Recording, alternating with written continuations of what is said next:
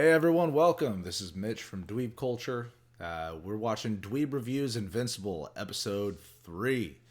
So things are going to go a little different for our review just before we get started. I've so far been kind of going through things beat for beat. I want to take a diversion from that, try something new. Please, if you prefer the old method, let us know in the comments. But the series is picking up. It's moving forward. I'm enjoying it a lot. Really, as we go through this storyline, three major stories, at least in this episode, are becoming apparent. You have your A story, which is following the events that are happening in the city, the events that are happening with Mark Grayson, the Grayson family by and large, but primarily right now, the main focus of the A story seems to be the Guardians of the Globe. So we're going to cut to that here in a second.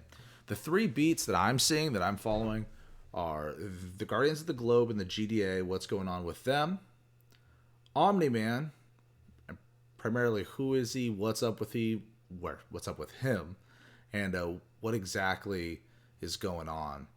And then the third one, the B plot, which actually held a lot of the focus in this particular episode, which was a lot of fun, is Mark's love life as he kind of falls into the role of Invincible, starts to meet some girls, and really we find out he's a nerd. He's a nerd at heart. But let's get started with the first main storyline beats, which is what's happening with the Guardians of the Globe, and the GDA. This episode starts off, of course, at a funeral. The funeral for all of the Guardians, where the eulogy is delivered by their killer. Now, obviously, we don't know we know who the killer is. The characters in the universe don't yet. But we see the public venue and then the more private venue, the actual burial itself, where the Guardians are buried by the GDA, the family members of the Guardians, and then, really our heroes tend to be the ones that are there for this particular part of the story. So far, Omni-Man is carrying along publicly as if the Guardians meant something to him. And I know in previous reactions I've talked about how, to me, it's clear that he was not like mind washed or brain controlled, or I think I mixed those two up, brainwashed or mind controlled, as he attacked the Guardians and killed them. And this episode only seems to kind of further that, show more evidence that really something else happened to make Omni-Man take the step to destroy the Guardians of the Globe. And I think I know what it is, and we're going to talk about that in a little bit. For the Guardian storyline, though, what's important here is that Cecil Stedman, the leader of the GDA, meets with Robot from the Teen Team and seems to kind of appoint him with really finding a new team. So we get into the fun scenes in a little while about the new team forming. But as a follow-up to the very last scene of the last episode, it would seem that the GDA has placed the Grayson house under surveillance now. We see that they have the house right across the street surveilling them. I thought this might be kind of a longer-lasting story arc as far as the Graysons not knowing that they're being watched, but Cecil goes on to reveal it later on in this episode. We'll talk about that in a moment. Finally, yes, the trials for the new Guardians of the Globe happen, and we get introduced to a bunch of characters that, I'm guessing we're probably never going to see again. Invincible's present, but he seems to be taking a role similar to what his father has, which is he's a hero, he saves the world, he works alongside the GDA, but he's not going to actually be a part of the new Guardians of the Globe, just like he's not a part of the Teen Team. We do get some fun action scenes here. He faces against Monster Girl, and we'll talk about kind of what happens between Rexplode and Adam Eve in a little bit when we get to the Mark's love life part of the story. But eventually the new team gets assembled. It's almost all of the Teen Team minus Adam Eve, who got the offer and turned it down for reasons we'll talk about in a little bit. But it seems like the new team, if I have it right, is Shrinking Ray, the girl with the glasses that can Ant-Man her way up and down. Black Samson, who used to have powers and doesn't anymore. Monster Girl, who looks younger than she is and turns into the Green Goblin. And then Rexplode and Duplicate and Robot. And we did get a little bit of background for each of these characters. It's interesting. With none of them being main story characters, it seems, I would not be surprised if they play a smaller role or if we even lose some of them in the coming episodes. Just, this show does not seem to shy away from killing characters off. And if you think about this being made by Robert Kirkman, who made The Walking Dead, I can only imagine that we're going to lose all sorts of characters. So I'm excited to see where it goes from here. Of course, following along with that storyline still, it would seem that even though they're not a part of the Guardians of the Globe, the GDA doesn't have any hesitancies about calling up Invincible and Adam Eve still to solve problems, because they still do call up both of them to take on Doc Seismic, which was a funny scene with also a lot of cool animation and cool action as he attacks Mount Rushmore. Finally, the GDA part of the storyline sort of ends at the end of the episode when the blue clone twins that we saw back in episode 1 get broken free from their secret subterranean supervillain prison by some unknown villains. So definitely hints at a larger supervillain baddie being present who might be organizing other supervillains or might be pulling strings somewhere. I kind of was surprised to see them again. Honestly, I thought that they were going to just be like a small-time villain that was introduced in the first episode of the show. And I guess I shouldn't say they anymore, seeing as the one is dead. But it seems like they have a larger role to play. I'm excited to see what happens. They're fun. They're pretty comical. I imagine now, after seeing this scene, we'll probably see them a lot more in the next few episodes.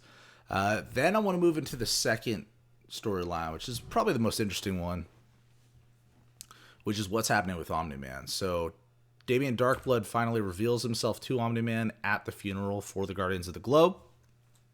There at the funeral, they exchange words. Omni-Man's very standoffish, understandably. I mean, Darkblood's investigating him, essentially, and right now the GDA isn't even humoring the fact that Omni-Man probably killed the Guardians of the Globe. Well, we know he did, but even by the evidence that they have, it's fairly likely that he is, in fact, the villain. But they seem to kind of be ignoring that or not willing to believe it.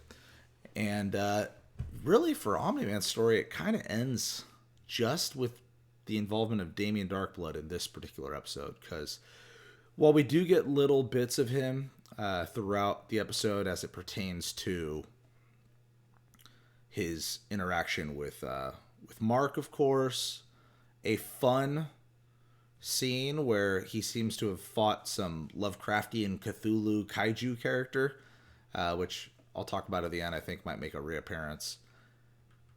But really, we only see him in his fatherly role to Mark, and then the interactions with Damien Darkblood in this episode in particular. So, of course, we do see Damien again at the end of the episode when he confronts Debbie, and she does not disclose to Omni-Man that he's essentially broke into their home and told her that he was very suspicious of Omni-Man, or really of what happened to Omni-Man, but you kind of get the hint that he means of Omni-Man himself.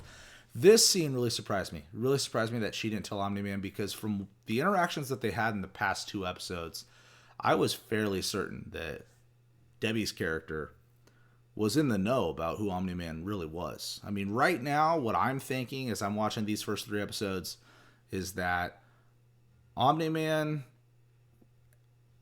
is a part of this Viltrumite race, or whatever they are, was sent to Earth to conquer it, not to save it. That for whatever reason, he took the role of its greatest hero. He met this woman. He has a child. And really, as his child, Mark, starts to develop powers, now he's furthering his plan for conquest. That's what I'm thinking. I mean, it seems like right after Mark gets powers, something changes in Omni-Man in that first episode. about his attitude, what this means now that Mark has powers. I don't know if it means that he wants to establish now like a rulership over the world in order to create a legacy or a dynasty or what, but the thing that does seem to be a catalyst for Omni-Man increasing his violence and taking the larger actions towards becoming the premier superhero at the very least, if he isn't trying to become like the ruler of the world, seems to stem from Mark developing power. So I'm really curious to see what happens with that. I've still not seen anything that would lead me to believe that he's being mind controlled for any reason. It would seem that he is who he is and that the world has one idea of him and that he's actually a different way. I don't know. We'll see. It's very interesting.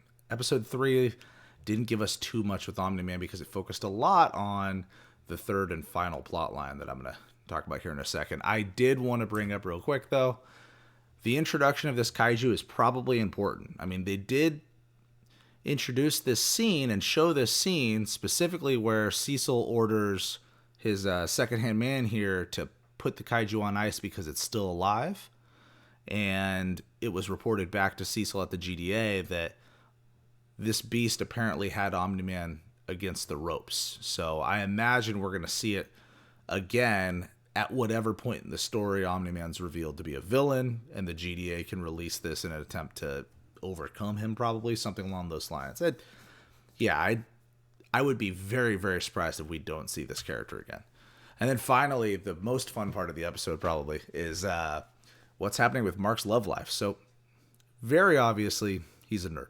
He gets back from the funeral. He sees that he had been given Amber's phone number, finally makes the call, and he is almost frozen nervous. I'm surprised he said anything at all. I kind of expected him to hang up when she answered and there was that long pause, but he does. He invites her over for a study date. She's kind of commenting on the fact that she recognizes that he's hitting on her as they're talking on the phone. And we get to see the second part, or however you want to say it, the third point of this love triangle now, which is Eve as she finds out that Rexplode has been cheating on her with all of Duplicate. Another fun scene. Rexplode is voiced by Jason Mantzoukas, who is a hilarious actor. I'm very glad that he seems to be given a constant reoccurring, at least as of now, role on this show. But essentially frees up Eve as a love interest possibility for our man Mark. The rest of these scenes move pretty quickly. I mean, we've covered some of the other things that happened in this episode already, but I thought that this scene moving now back to Mark's house and everything that has to do with the short study date moved so quickly, all in one episode, that it's pretty clear that, at least to me right now, it doesn't seem that Amber's going to have a major role. She's not going to be a long-term love interest. I imagine this is kind of establishing the will they, won't they, Ross and Rachel type thing for you Friends fans about Adam Eve and Invincible, about them getting together. Because, of course, he did show interest in her initially in the last episodes, and then upon being introduced to the teen team and meeting Rexplode and finding out that she was in a relationship, he sort of backed off and really only went for Amber when he heard that Amber had an interest in him because of him standing up to the bully from before. So we did get to see William again. He had a really great role in this. He's very quickly becoming one of my favorite characters. He's very funny, very interesting, very fun to watch.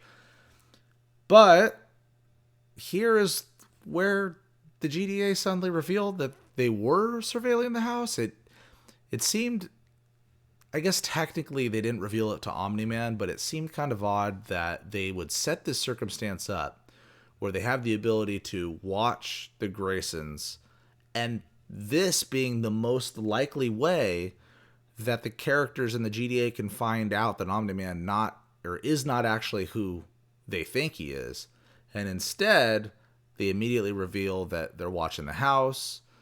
I have to imagine that it comes up within an episode or two to Omni-Man that he finds out that the GDA is surveilling the house. Makes it less likely that we're going to really address the who is Omni-Man and what does he want question anytime soon. I imagine that's going to be drawn out throughout the entire season, if not multiple seasons. It's still interesting, though, of course. Mark meeting with Amber, them having kind of a honest, but she's very interested, so she still kind of sees past his nerdiness conversation. And then, of course, Mark having to head out, fight Doc Seismic, and returning back. A funny little father-son talk thing about the role that Invincible has now that he's a superhero. That was fun, but also just one of the very few interactions that we got this episode with Omni-Man, like I had mentioned before. And then upon coming back, him and Amber hook up. Well, have a makeout session. We do see that Rexplode does contact Adam Eve again, and kind of at the end of that contact, they cement, okay, they're separated. And then immediately she flies over to Mark's house, sees that he's with Amber. So, like I said, definitely gave major will they, won't they vibes throughout this episode. I'm still interested in it, though. I mean, I like the Eve character, even though her costume's pretty ridiculous. And the Mark character is a lot of fun, too. So, overall, I say this episode was good, interesting. It's taken us in a solid direction right now. There's a lot of little loose ends that we're probably going to see come tied together. And it doesn't seem that every episode is going to be a monster of the week type of situation like the previous episode was. So I'm enjoying it. Really excited moving to this next one. And that is my reaction for episode 3 of Invincible. Episode 4 will be coming out very shortly. Thank you guys for watching.